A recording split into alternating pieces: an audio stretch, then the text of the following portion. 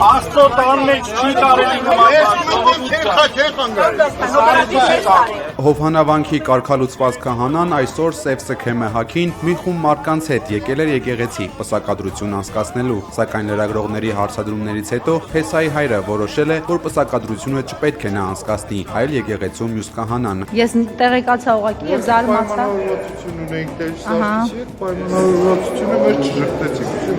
Բայց